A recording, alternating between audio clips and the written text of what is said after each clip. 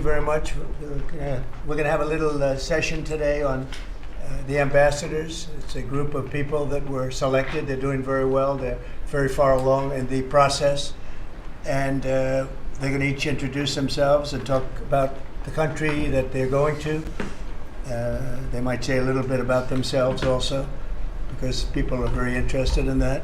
We're also going to sign right now some executive orders, and Will, if you would come forward. Yes, sir. I'll start thinking about signing them, right? A few things for you today, sir. First, we have a pardon for Devin Archer. Devin Archer was a former business partner of the Biden family. He's was prosecuted relating to a fraud investigation, but notably the tone and tenor of that prosecution changed dramatically after he began to cooperate with congressional investigators and serve as a witness against Hunter Biden and the Biden family. We believe that was an injustice, and therefore we're asking you to pardon him. And many people have asked me to do this. I think he was treated very unfairly. And I looked at the records, studied the records, and he was a victim of a crime, as far as I'm concerned. So we're going to undo that.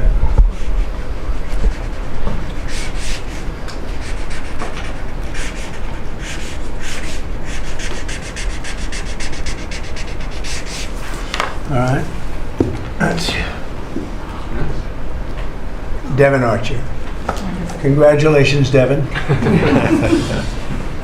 Next, sir, we have a presidential memorandum for your attention. This memorandum requires the immediate declassification of all FBI files relating to the Crossfire Hurricane investigation. This was obviously one of the instances of the weaponization of law enforcement powers of prosecution against you and others. We believe that it's long past time for the American people to have a full and complete understanding of what exactly is in those files. Which gives the media the right to go in and check it. You probably won't bother because you're not going to like what you see. But this was total weaponization. It's a disgrace. Should never happen in this country. But now you'll be able to see for yourselves, all declassified. Is that correct? Would you Yes, sir. say? All declassified? Yes, sir. Everything? The FBI file with there's a classified annex, but other than that, this will put everything in the public eye. Is anybody going to look? What about you? You going to look?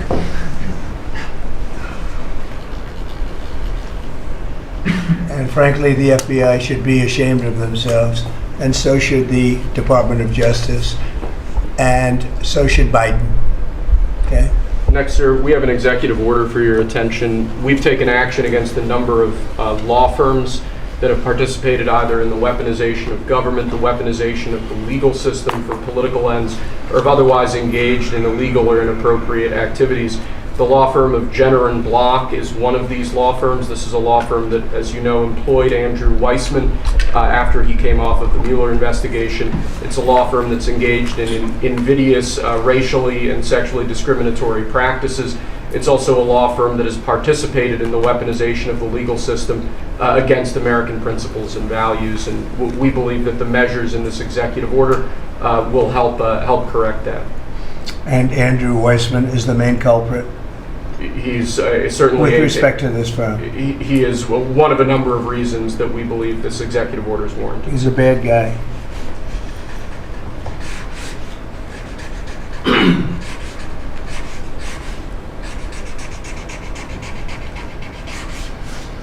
Okay.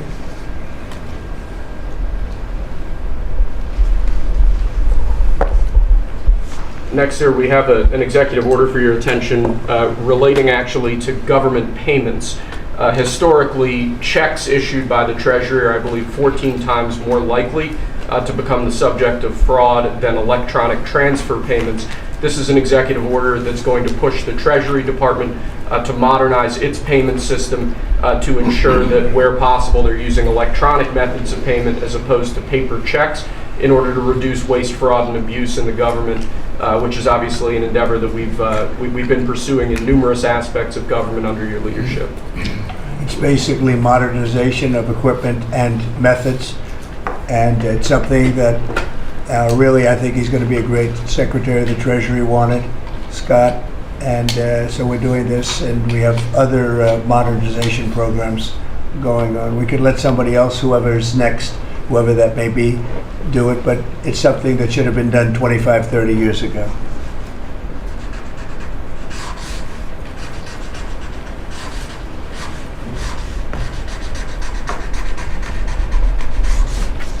Okay.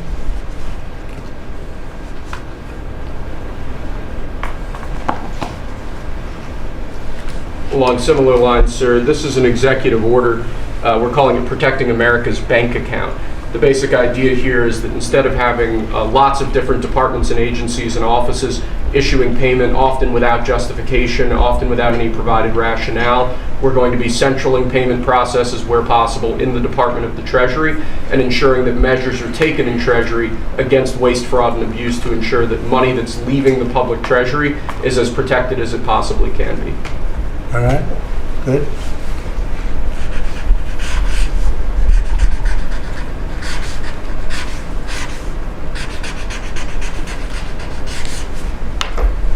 Many of these things should have taken place decades ago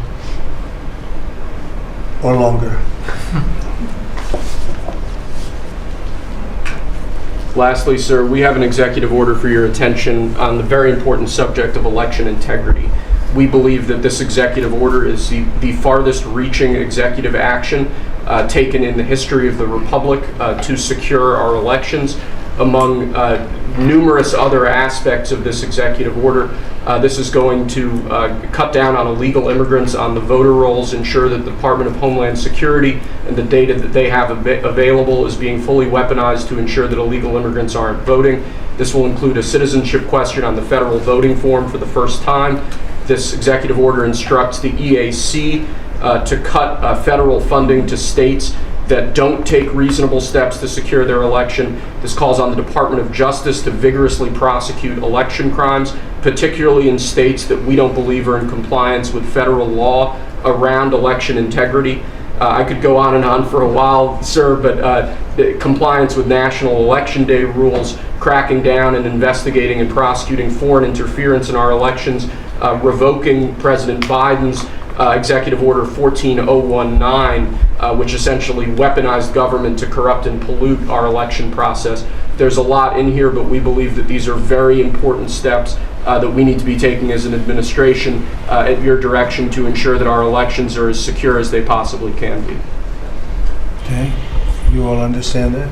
Yes. Mm-hmm. Election fraud, you've heard the term. We'll end it, hopefully.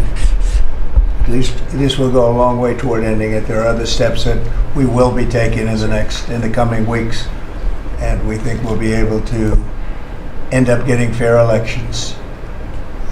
Perhaps some people think I shouldn't be complaining because we won in a landslide, but we got to straighten out our election. This country is so sick because of the election, the fake elections and the bad elections, and we're going to straighten it out one way or the other.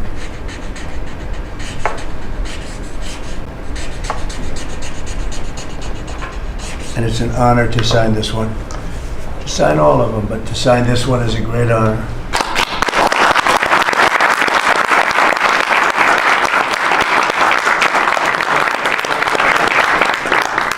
Thank you very much. Sorry, sir.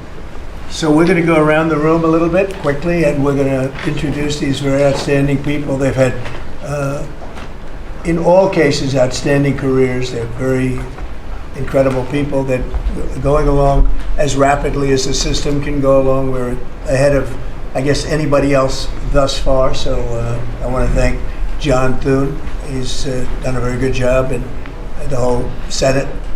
We're being delayed as much as possible by Democrats, but that's standard. It gets to be just standard. But the process is moving along very quickly. So Sergio, just say hello, and then we'll introduce everybody. Absolutely. Sergio Gorham, Director of Presidential Personnel. It's been an absolute pleasure again to know every one of you every step this way. As the President said, we're at a record pace. We have more nominees today from the Senate than at any previous point, over 70, and that's a record in 2 months. And we're proud of that, and we're determined to ensure the world has America First patriots in all of our posts. Charlie? Charles Kushner. I'm going to France and Monaco, and I'm proud to serve under the greatest president of our country. Very proud to serve. Thank you. Thank you, Charlie. James Blair, honored to work here in the White House as Deputy Chief of Staff. And Mr. President, I think that all of these successful people would want to go serve the United States under your leadership as a testament to your vision and leadership. Thank you, James. I'm David Perdue. I'm going to the People's Republic of China, and it's my honor to represent President Trump, the people of America, and represent our interests and values in China. I'm Leah Campos. I'm going to represent the President in the Dominican Republic. Mr. President, thank you for the honor to serve you in the Dominican Republic. Thank you. Thank you. Mike Waltz, National Security Advisor. Look forward to working with every one of you on behalf of the President, his leadership, and the American Thanks, people. John Arrigo. I am going to the Republic of Portugal, and I'm very excited to do so and serve what I consider one of my closest friends and one of the best presidents this country has ever had. Thank you. Kevin Cabrera, nominated to be ambassador to Panama. It truly is an honor, President, to be part of your administration. Thank you. Tom Barrack, nominee to the Republic of Turkey. Delighted and honored to be with you, Mr. President, and the host country, which is one of the most ancient in civilization, is in search for your peace, prosperity, and security program. Thank you. Good place. Mr. President. Good leader, too. Yeah, Mr. President, thank you. It's an honor. I'm Pete Hoekstra, you know that. But I am going to Canada. Ooh. I look forward to serving you in Canada and your agenda. And you do a great job. Thanks, Pete. Lon Johnson, sir, thank you for the nomination to represent you and the United States to the United Mexican States. And I'm really encouraged by some of the conversations you've had with President Sheinbaum recently and to the increase in support that we've seen of her government along our border on the important issues. So thank you, sir. They have stepped it up a lot, Yes, sir. Mexico and Canada, so see how it works, right? Yes, sir. Thanks. Matt Whitaker from Des Moines, Iowa. I'm proud to, as soon as I'm confirmed, go represent you at the North Atlantic Treaty Organization. Thank you. George Glass, on my way to Japan. Previous administration, I served for you in Portugal. It is a great honor to be able to do this a second time. And thank you very for much. the opportunity. Thank you, George. President Trump, my name is Ken Howry. I'm your nominee to be ambassador to the Kingdom of Denmark, a very close partner and ally. I served for you last time for the Kingdom of Sweden. I want to thank you for the faith you place in me as your nominee to Denmark. Thank you. Thank you very much. President Trump, thank you for the honor of a lifetime. My name is Stacy Feinberg, and hopefully I'll have the honor of serving in Luxembourg. And I think that this is the greatest presidency and the greatest time in history, and it's all because of you. Thank you very much. Nicole McGraw, nominated to serve in Croatia, and it's such an honor to be here with you today and to serve you and the American people. Thank you. Thank you very much. President Trump, thank you very much for your nomination to the Republic of Chile. And let me tell you, Border Patrol agents are so thankful for everything that you've done for them. But That man knows more about the border than anybody. I'm going to tell you. Thank you. President's a great honor. Thank you. Thanks, man. Good luck. Mr. President, Brian Birch. If I'm confirmed, I'll be representing you at the Holy See. And Catholics are very proud of your work. Your team is doing an excellent job, so thank you. Very honored to serve. Thank you very much. Mr. President, thank you again for the honor, the greatest privilege. My name is Summers Farkas. I will serve this great man at the Republic of Malta. Thank you, sir. Thank you, Mr. President. Joe Popolo from Dallas, Texas. Very proud to serve you at the Kingdom of the Netherlands, the very first country to recognize the United States 250 years ago. Thank you. Thank you. Mr. President, if I'm confirmed, I will be representing you in the state of Israel. It will be an extraordinary honor, and you've done more for Israel than any president in any time of its history, and we are grateful. And I'm hoping I'll get to be there by Passover. Thank you, Mike. And Mike is an outstanding guy. They all are. Mike, I think is going to do wonders for Israel. He actually probably gets along with both sides, and that'll be interesting to see. But the world is watching you, Mike, so good luck. Thank you, Mr. President. Good luck. You're going to do well. Thank you very much. Mr. President, thank you for this great honor to serve the Republic of Italy and San Marino. I'm so looking forward to going over there and working with that great ally, and for the pleasure to serve you. Your staff has been great working with us and have done a great job, and we really appreciate them. Thank you, sir, for pushing this along. You'll have a good time. A really good time. I'm Warren Stevens from Little Rock, Arkansas, and I have the honor to represent the President and the United States in Great Britain and Northern Ireland, and to be chosen to go to such an important ally of ours is, I know, certainly not looking forward to it, but thank you for the honor. You're going to do fantastically. These are tremendously successful people, and you two guys, and then you add on Mike. I think they have a little more money than Mike, but he's got some other advantages. He's got some other, like upstairs, he's got some big advantages. Yeah, he does. It's very exciting. It's really exciting to have all of you. Would you have any questions, media, for the people that you just saw? So outstanding, and I thought it would be nice to bring them before you. And so if you have any questions, please. Well, I wanted to ask about the talks in Saudi Arabia. It sounds like you made some progress on a Black Sea ceasefire. Yeah. Could you update us on that? What happens now? So we've made a lot of progress on two fronts, on both sections that we call them sections, but they're much more than that, Russia, Ukraine, and also the Middle East, and we'll see what happens. We're in deep discussions with Russia and Ukraine, and I would say it's going well, but it's a situation we should have never had to even think about, should have never happened. And on the Middle East, that's been going on for a lot of years, centuries and centuries. It just keeps going, and we are making a lot of progress. So that's all I can report. But some very, very big talks are going, and detailed talks are going on right now on both fronts. Mr. President, you said that your national security advisor learned a lesson after a reporter. Excuse me, I didn't make you. Go ahead, please. Mr. President, the ceasefire agreements that was brokered today allows for third-party countries to help implement the agreement. What does that look like, and who's going to be involved? The ceasefire agreement? Yes, the maritime ceasefire agreement between Russia and Ukraine.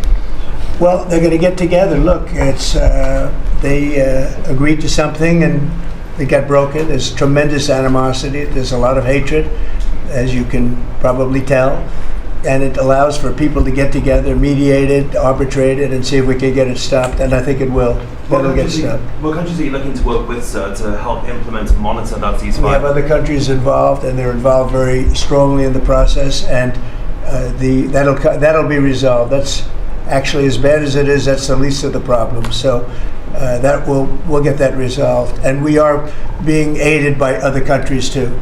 Yes, please. Yes.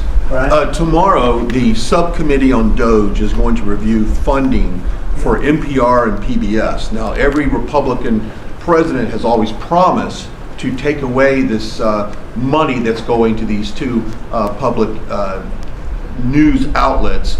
If they're successful, I know Senator Kennedy has backed it, Marjorie Taylor Greene in Congress has backed it. Would you be interested in defunding and taking away taxpayer dollars to NPR and PBS? Well, I would love to do that. I think it's very unfair. It's been very biased with the whole group. I mean, a whole group of them. And frankly, there's plenty. Look at all the media you have right now. There's plenty of coverage. I was from a different age, and they spend more money than any other network of its type ever conceived. So the kind of money that's being wasted, and it's a very biased view, you know that better than anybody. And I'd be honored to see it end. We're well covered. Look at all the people that we have here today. We're well covered, and we don't need it, and it's a waste of money. Especially, I don't even know what DOJ's recommendation is. I assume their recommendation is to close them up. Well, after they hear all the testimony, I think they're going to make a decision relatively sooner than later. Yeah. But we'll see what that turns out. I can't imagine that they wouldn't, because they have found so much waste, fraud, and abuse, hundreds of billions of dollars, and just waste, fraud, abuse. You heard yesterday some of the new things that were found. 22 billion just in environment, billion.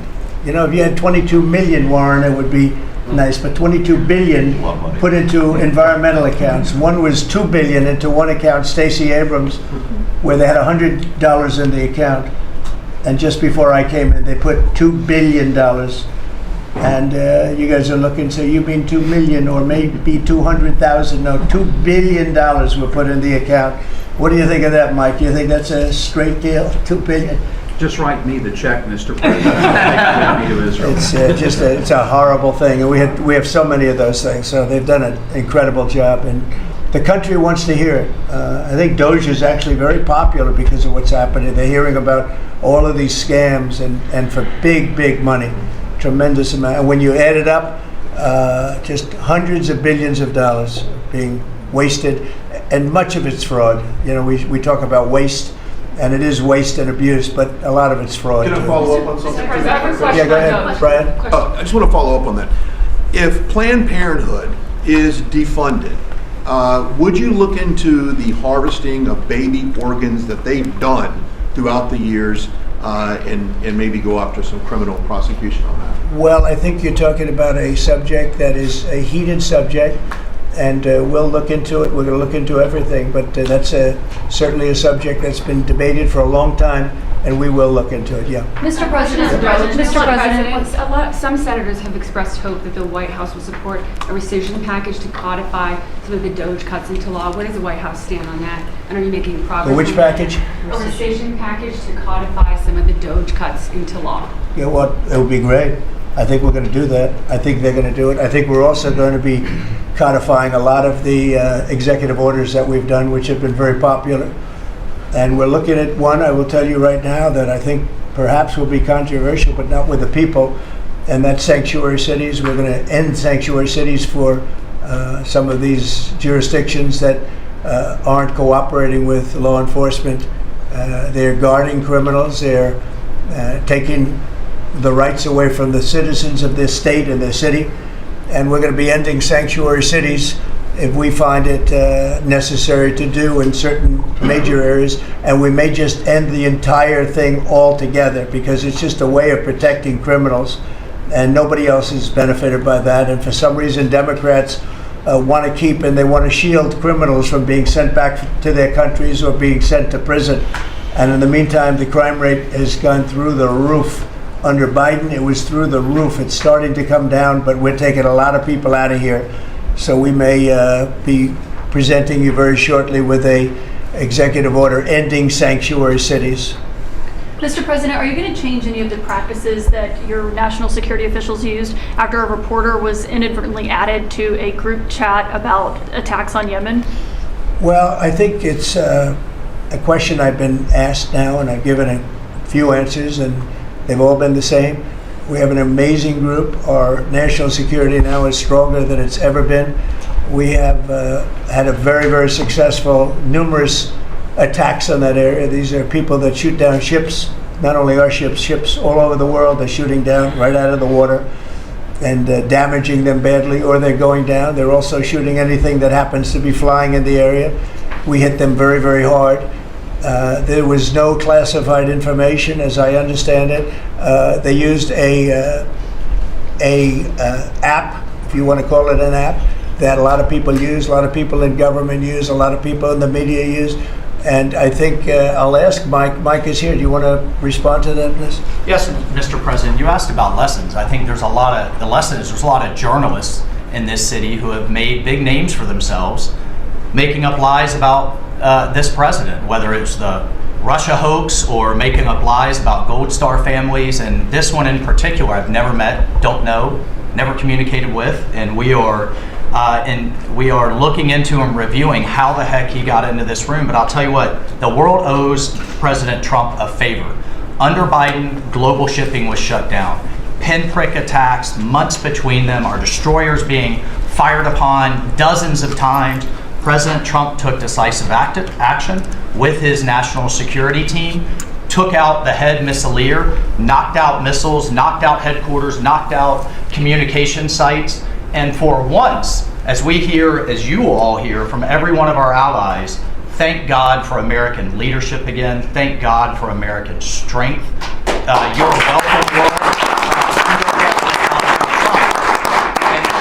We had a national security team that was coordinating these efforts. As Director Radcliffe testified today, his first day on the job, he was introduced to this app on his government systems at the CIA and at the State Department and otherwise. So, look, this journalist, Mr. President, wants the world talking about more hoaxes in this kind of nonsense rather than the freedom that you're enabling. And a key part of our sovereignty is open sea lanes and knocking the crap out of terrorists, which is exactly what your team and Pete Hegseth, a good friend and fellow veteran, is leading the charge on. And it's an honor. We had a very, very successful, we had a very, very successful evening.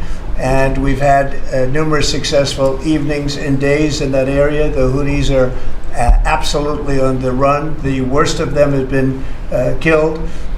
This should have been done a long time ago by Biden, but Biden was an incompetent president. He couldn't do anything. He didn't know where he was going. He had no clue. This guy had no clue. This should have been done a long time ago. As they shoot missiles at ships, randomly shoot missiles at ships. And they make their own missiles. You know, this is not an incompetent group of people. They make their own missiles.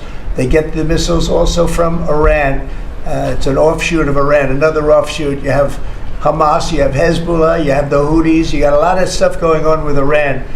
And we sent a letter to Iran. You're going to have to be speaking to us one way or the other pretty soon, because we can't let this happen. But that's an app that a lot of people use. And somebody got on. I mean, I happen to know the guy's a total sleazebag. The Atlantic is a failed magazine. Does very, very poorly. Nobody gives a damn about it. This gives it a little bit of a shot. And I will tell you this, that they've made up more stories, and they're just a failing magazine. The public understands that. He's a very good man. That man is a very good man right there that you criticize so strongly. Did he make a mistake to ban the use? He's a very good man, and he will continue to do a good job. In addition to him, we had very good people in that meeting, and those people have done a very, very effective job, and you're going to see it. And it goes on, by the way. It's going to go on. And I think the Houthis wish that it didn't happen, but that's what it's all about. We have to create a safe country, a safe world, and that's what we're doing. Do you worry that national security was put at risk, Mr. President? Of senior officials using Signal Do I plan to ban who? The use of Signal to communicate from senior officials. Well, I don't know I don't know anything about Signal. I wasn't involved in this, but I just heard about it. And I hear it's used by a lot of groups. It's used by the media a lot. It's used by a lot of the military, and I think successfully. But sometimes somebody can get onto those things. That's one of the prices you pay when you're not sitting in the Situation Room with no phones on, which is always the best, frankly. But the best is to be there. In fact, oftentimes I've been in fact, just last week I was in the Situation Room with something very important, and we had a couple of people hooked up by line, and I said, cancel the line. Sorry, fellas, what you do is we'll tell you all about the meeting, because I know people do get on those lines, whether it's Signal or anything else. Yeah. So are you going to change any procedures as a result of this?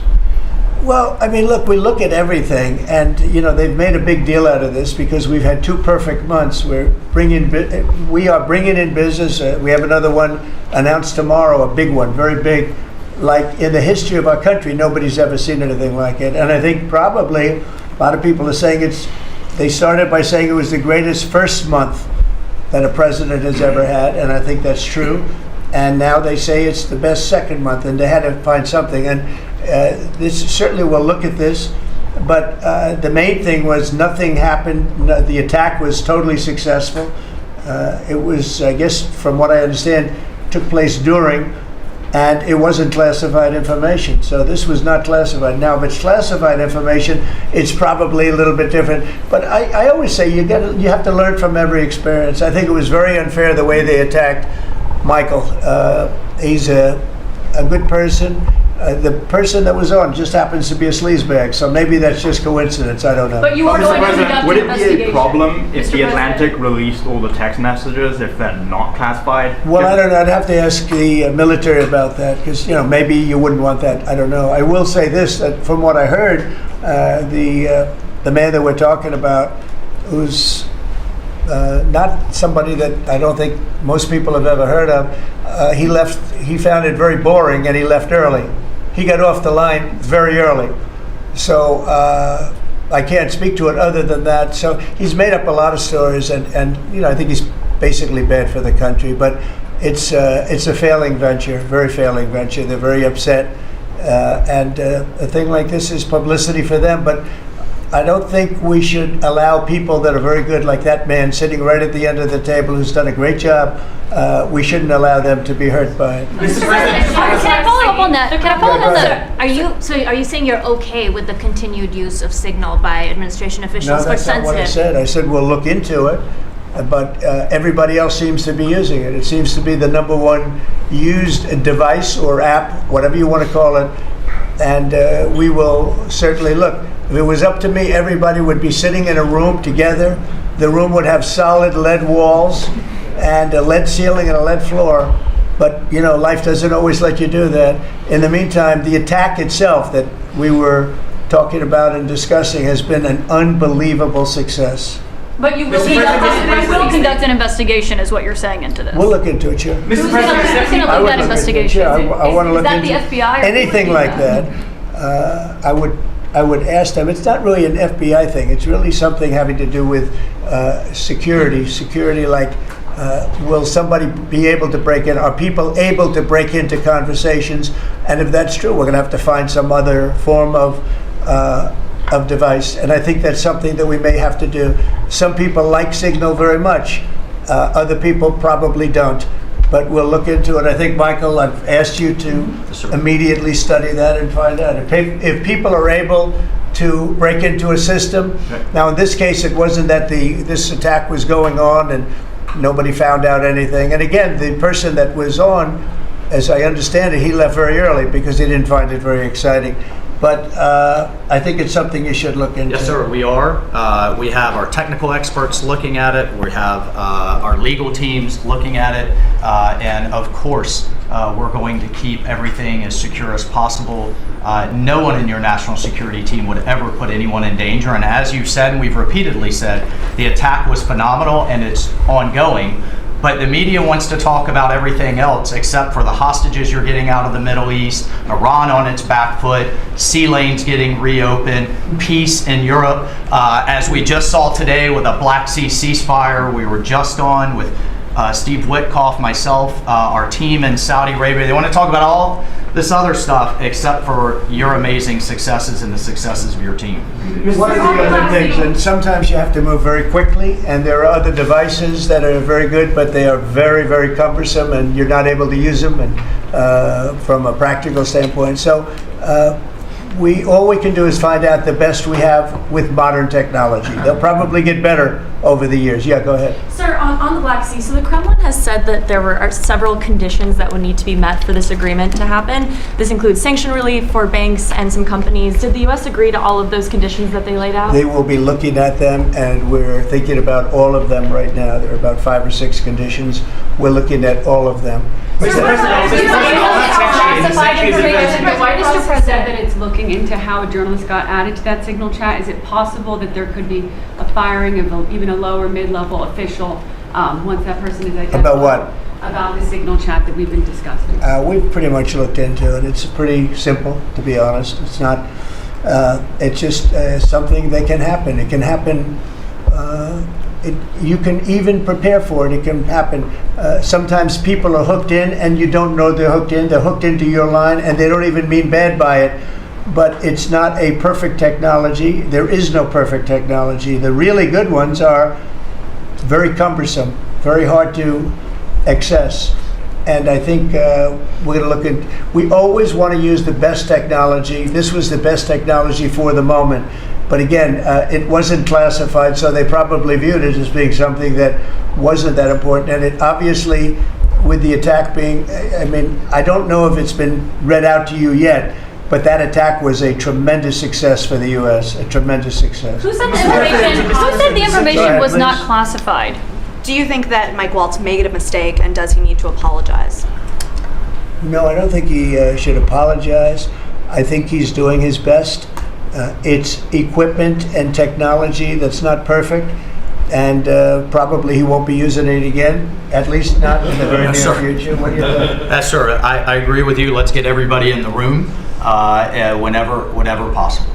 A lot of times you find out defects by exactly things like that, but I don't think it's something we're looking forward to using again. We may be forced to use it. You may be in a situation where you need speed as opposed to gross safety. and you may be forced to use it, but generally speaking, I think we probably won't be using it very much. Mr. President, the Secretary of Defense, on that train, the Secretary of Defense, Pete Hegseth, and J.D. Vance, the Vice President, said that the Europeans were freeloading. Do you agree with that assessment? Do you really want me to answer that? Yeah, I think they've been freeloading. The European Union's been absolutely terrible to us on trade, terrible. And as you know, NATO, I got them to pay hundreds of billions of dollars. They were way behind. And if you look if you look at Ukraine, so we're in for $350 billion because of Biden. Should have never happened, this war. All these dead people should not be dead. All these broken cities that are demolished down to the ground, those gorgeous towers, the most beautiful in the world, the most beautiful spires in the world. The spires in Ukraine were said to be the most beautiful of all. Just about every one of them is lying on its side in a million pieces. It's so sad to see what's happened to a heritage. No, I think that when they say the European Union and you could say NATO also. Look, NATO, and I don't blame NATO for this. I don't blame Europe for this. I blame Biden for the fact that he didn't make them equalize. And to this day, I said to him, "You got to catch up. You got to equalize." But why are they in for $100 billion and we're in for possibly $350 billion? It shouldn't be. It shouldn't be. And you could say more important for them because we have an ocean in between. So it's one of those things. You'll be seeing Liberation Day. I call it Liberation Day in America. You're going to be seeing it on April 2nd. Didn't want to do it on April 1st for the obvious reason, April 2nd. But you'll be seeing tariffs, and I think I've been very fair. I have them set, but I think I've been very fair to countries that have really abused us economically for many, many decades. But Mr. President, who told you that information was not classified? Which of your national security advisors Just told you following that? up on your comments on the economy, there is reporting that consumer confidence fell for the fourth straight month. What is your message to Americans who are concerned about? Well, I know this, that for the first time in like 50 years, right track, wrong track, we're on the right track. And I think people see that. And if you look at prices are way down. You know, when I first came here, the first time I met with you people officially, they were screaming at me about eggs. I said, I've been here for a week and I'm being yelled at about eggs. Egg prices have come down 45-50% in the last week and a half. And our Secretary of Agriculture has done a great job, as you know, Brooke. She's done a fantastic job, and others working with her have done a great job. But we brought eggs down at a level that nobody thought we could get at. I inherited that situation, and I inherited a grocery situation. The groceries went way up, an old-fashioned word, but it's a very descriptive word. Groceries have gone through the roof. And I used to campaign on it. I used to say we're going to get groceries down, and we have got it down. I watched a certain newscast over the weekend, and a congressman, Democrat congressman, said, well, Trump's done a lot, I agree. He's been great on the border, he's been great on the military, but you know he hasn't brought prices down. That's false. Gasoline's way down. Eggs are way down. Groceries are down, very substantially, but down.